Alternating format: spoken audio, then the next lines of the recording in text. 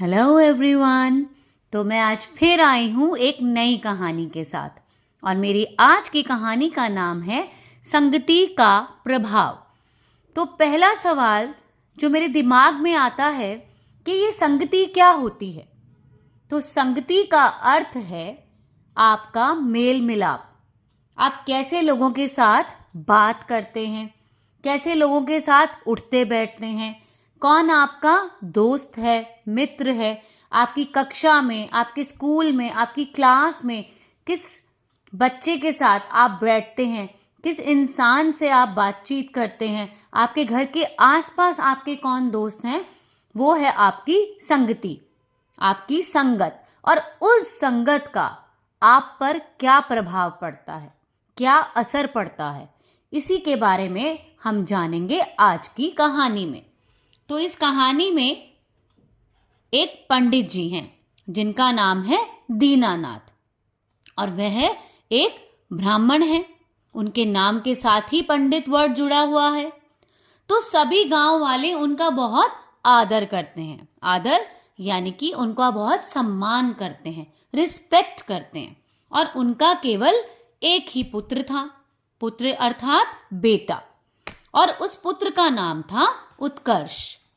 तो दीनानाथ जी और उनकी पत्नी दोनों ही अपने पुत्र को बहुत प्यार करते थे। जैसे आपके माता पिता, आपके मम्मी पापा आपको बहुत प्यार करते हैं ना, वैसे ही उत्कर्ष के माता पिता भी उसको बहुत प्यार करते थे। उसकी सभी सुख सुविधाओं का ख्याल रखते थे कि उसको क्या चाहिए, किस चीज़ की ज़रूरत है। वह जो मांगता था उसे वह मिल जाया करता था। आप भी अपने माता पिता से जिस चीज़ की इच्छा करते होंगे वो आपको ज़रूर दिलाते होंगे, वो चीज़ जो आपके लिए बिल्कुल सही हो। तो उसके माता पिता भी ऐसे ही करते थे, वो जो मांगता था उसे दिलाते थे। माता उसको माखन मिश्री खिलाती, वो उसका फेवरेट फूड था, पसंदीदा खाना, माखन और मिश्री जैसे कान्हा जी खाते हैं। उसकी पसंद नापसंद का ध्यान रखती। आपकी माता जी, आपकी मम्मा आपकी पसंद नापसंद का ध्यान रखती है ना, ये तो सभी माएँ करती हैं। तो माता पिता दिन रात इसी कोशिश में लगे रहते कि उनका बेटा अच्छी शिक्षा पाए। जैसे आप स्कूल जाते हो, पढ़ते लिखते हो, तो आपके माता पिता चाहते हैं आप अच्छे नंबरों से पास हों, आप अच्छी बातें सीखें, अच्छी अच्छी बातें बोला करें। तो वैसे ही उसके माता पिता भी यही चाहते थे कि वह सबसे प्रेम करे और गुणवान बने, उसमें बहुत सारे गुण हों, क्वालिटीज़ हों। पर इतना सब करने के बाद भी जो ये उत्कर्ष था ना, वो बुरी संगति में पड़ गया। बुरी संगति में पड़ जाना मतलब वो जिन दोस्तों के साथ उठता बैठता था ना, वो दोस्त उसको गलत बात सिखाते थे। वह बुरी आदतों वाले लड़कों के साथ रहकर अपना समय नष्ट करने लगा, वेस्ट करने लगा। माता पिता का सबसे बड़ा धन उनकी अच्छी संतान होती है। अब आपके मम्मी पापा के लिए आप कितने महत्वपूर्ण हैं, कितने इम्पोर्टेंट हैं, आप ही तो हैं उनका सब कुछ। और अगर आप कोई गलत बात करोगे तो उनको कितना बुरा लगेगा। यही हुआ उत्कर्ष के माता पिता के साथ।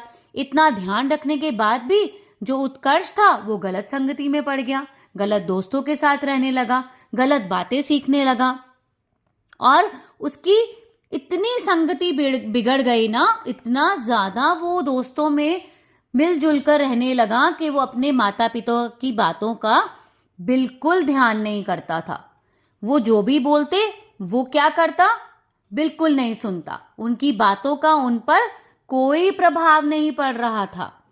अब एक ही पुत्र, एक ही बेटा, और वह भी पड़ गया बुरी संगति में। अब दीनानाथ जी जो पंडित जी थे और उनकी पत्नी, वो तो रहने लगे बहुत परेशान।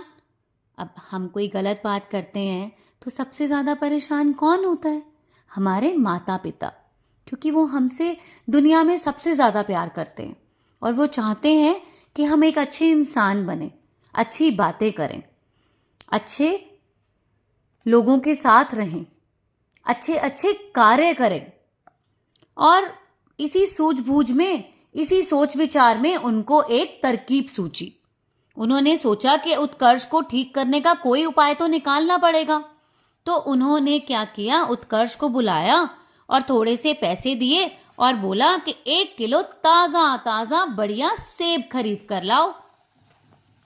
तो उत्कर्ष चला गया बाजार और 1 किलो बढ़िया से सेब खरीद के लाया। सेब, एप्पल हम सब जानते ही हैं। दीनानाथ जी ने अब फिर से उत्कर्ष को पैसे दिए और बोला कि अब जाके ना एक सड़ा गला सेब ले आओ। उत्कर्ष बड़ा हैरान हुआ कि सड़ा गला सेब कौन मंगाता है, वो कौन खाएगा। मैं अभी अभी तो 1 किलो बड़े ताजे बढ़िया सेब लेकर आया हूं। अब पिताजी सड़े गले सेब का क्या करेंगे। पर अपने पिता के कहने पर वो ले आया। अब पर वो सोचता रहा क्यों मंगवाया है, क्या करेंगे।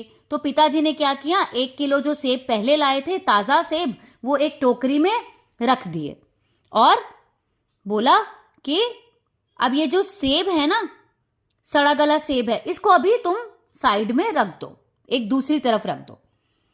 उसने वही किया और उत्कर्ष के पिताजी के दिमाग में एक उपाय था। जैसे ही उत्कर्ष सोया, पिताजी ने क्या किया, वो जो सड़ा गला सेब था ना, वो टोकरी में रख दिया चुपके से, छुपाकर। और फिर क्या हुआ, दूसरे दिन जब दोपहर हुई तो दीनानाथ जी ने उत्कर्ष से कहा, जाओ जरा उत्कर्ष वो टोकरी लेकर आओ सेब की। और उसने जैसे ही सेब की टोकरियों को देखा तो वो क्या देखता है, वह हैरान हो गया। उसे समझ ही नहीं आया कि ये हुआ क्या। वो सेब की टोकरी जो ताजे ताजे सेब से भर रखी थी, शाम को ही इतने ताजे सेब टोकरी में रखे थे, इतनी जल्दी सड़ कैसे गए, खराब कैसे हो गए। उसके पिताजी से उसने पूछा, पिताजी पिताजी ये सेब इतनी जल्दी खराब कैसे हो गए, मैं कल शाम को तो ही इतने अच्छे अच्छे ताजे ताजे सेब लेकर आया था, अब तो इसमें से कोई भी खाने लायक नहीं बचा। तो पिता ने उसे बताया, बेटा मैंने रात को चुपके से इस टोकरी में सड़ा गला सेब रख दिया था। देखा तुमने, एक सड़े गले सेब के साथ रहने मात्र से ही ताज़ा और बढ़िया सेब सड़ गए। ये होता है बुरी संगति का असर।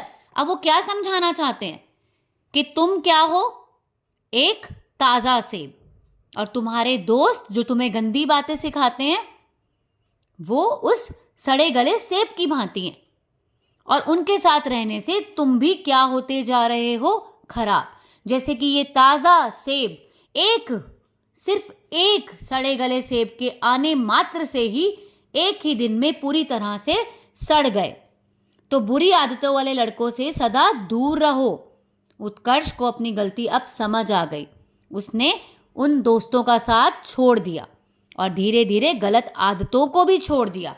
और गलत आदतें छोड़ते ही अब उसका मन पढ़ाई में लगने लगा और बड़ा होकर वो क्या बना, डॉक्टर बना।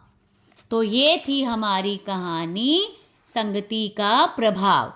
तो आपने सीखा कि हमने कैसी संगत में रहना है, उन दोस्तों के साथ रहना है जो हमें अच्छी बात सिखाते हैं, पढ़ने लिखने को प्रेरित करते हैं, अच्छे कार्य करना सिखाते हैं, अच्छा बनेंगे और अच्छे से रहेंगे।